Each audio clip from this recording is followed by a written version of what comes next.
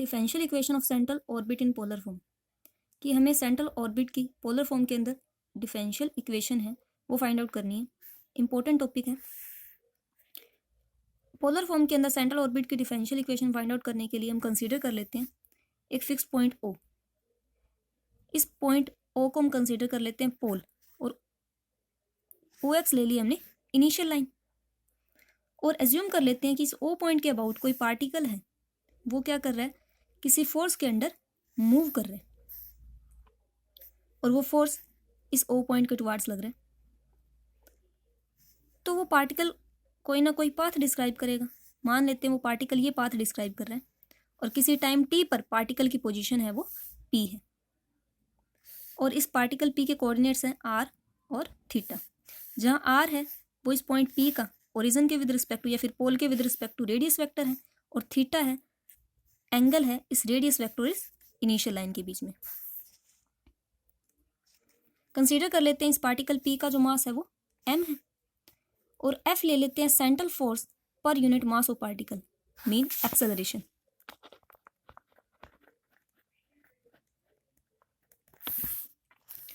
ये हमने ले लिया पार्टिकल का एक्सेलरेशन।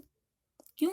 क्योंकि इस पार्टिकल के ऊपर एक फोर्स लग रहा है इस ओ पॉइंट के टुवार्ड्स, जिसकी वजह से पार्टिकल मूव कर रहा है, और उसी फोर्स की वजह से एक्सेलरेशन प्रोड्यूस हुआ होगा।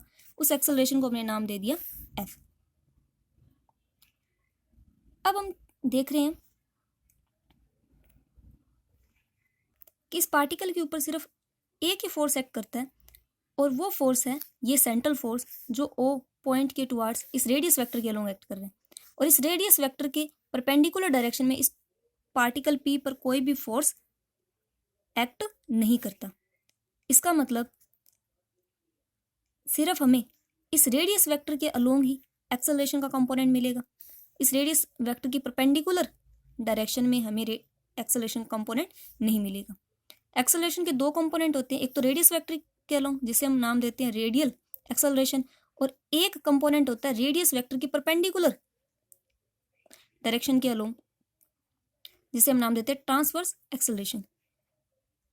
यहाँ सिर्फ पार्टिकल का रेडियल एक्सेलरेशन एग्जिस्ट करेगा, इस ओ पॉइंट के टुवार्ड्स इसका कोई भी ट्रांसवर्स एक्सेलरेशन नहीं होगा।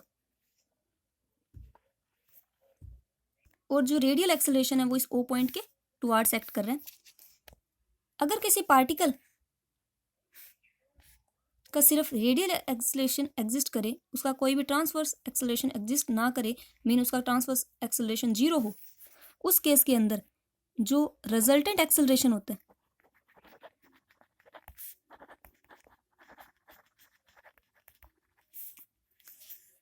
वो इक्वल होता है उसके सिर्फ रेडियल एक्सेलरेशन के इक्वल।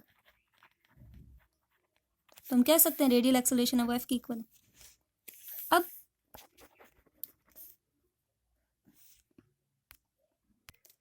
यहां जो रेडियल एक्सेलरेशन है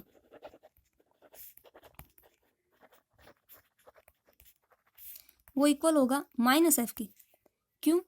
क्योंकि ये जो रेडियल एक्सेलरेशन है वो इस ओ पॉइंट के टुवार्ड्स लग रहा है आर की डिक्रीजिंग डायरेक्शन के अंदर। फर्स्ट चैप्टर के अंदर आपने पढ़ा होगा कि अगर रेडियल एक्सेलरेशन है वो किसी पार्टिकल का आर की डिक्रीजिंग डायरेक्शन के अंदर एक्ट करता है तो हम नेगेटिव साइन कंसीडर करते हैं। तो रेडियल एक्सेलरेशन होगा इक्वल टू माइनस एफ।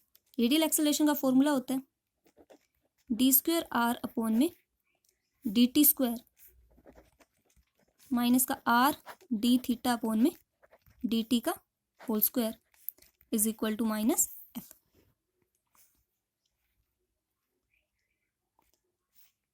इसे इक्वेशन 1 नाम दे देते हैं, और इसका जो ट्रांसवर्स एक्सेलरेशन है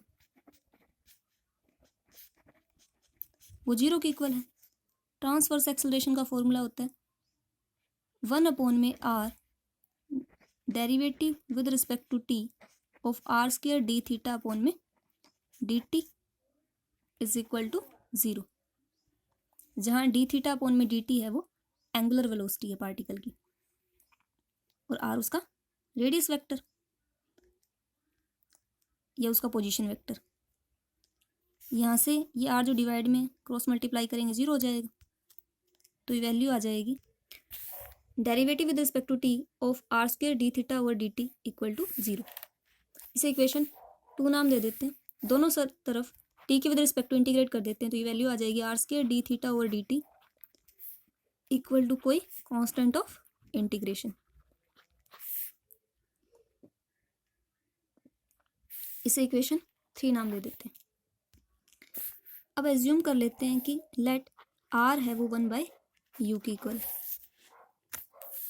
इसका हम टी के विद रिस्पेक्ट टू डेरिवेटिव करते हैं, तो इसका डेरिवेटिव हो जाएगा -1/u स्क्वायर और u का वापस एक बार टी के with respect to derivative minus का 1/u स्क्वायर।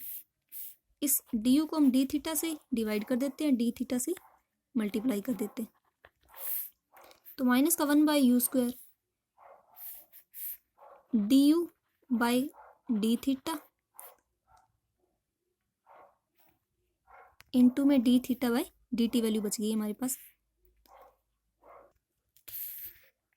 1/u आर की इक्वल है, तो 1/u स्क्वायर इक्वल होगा आर स्क्वायर के, माइनस का आर स्क्वायर यहाँ से हम लिख देते हैं D theta over D T और इंटू में D U by D theta. R square into में D theta by D T equation 3 से इक्वल है एच की, तो हम इसे लिख सकते हैं minus of H D U over D theta. इसका एक बार और डेरिवेटिव कर देते टी के विद रिस्पेक्ट टू, तो D square R over D T square, एस तो कांस्टेंट है तो minus H as it is. इसका टी के विद रिस्पेक्ट टू करेंगे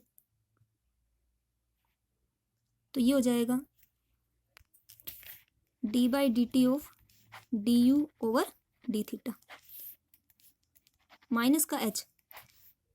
इसका पहले इसे हम डेरिवेटिव करेंगे टी के with respect two by chain rule. इसका पहले हम थीटा के विद रिस्पेक्ट टू करते हैं, तो डी स्क्वायर यू अपॉन में डी थीटा स्क्वायर और थीटा का फिर टी के विद रिस्पेक्ट टू करेंगे, ये वैल्यू आ जाएगी।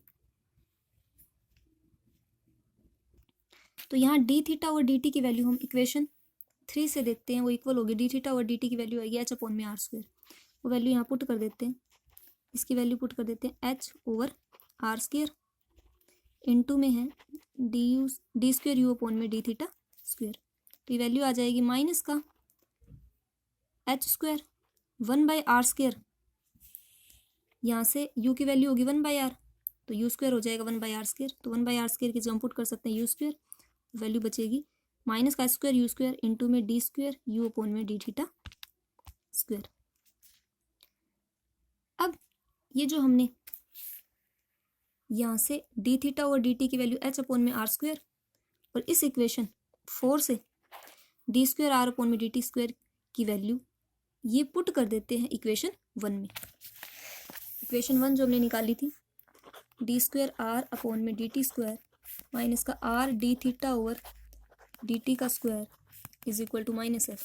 यहाँ पुट करेंगे डी स्क्वायर आर अपॉन में डी टी स्क्वायर की वैल्यू माइनस का H square U square D square U upon में D theta square minus R D theta over D T की वैल्यू थी एच अपॉन में R square, तो उसका whole square हो जाएगा एच स्क्वायर अपॉन में एच की पावर 4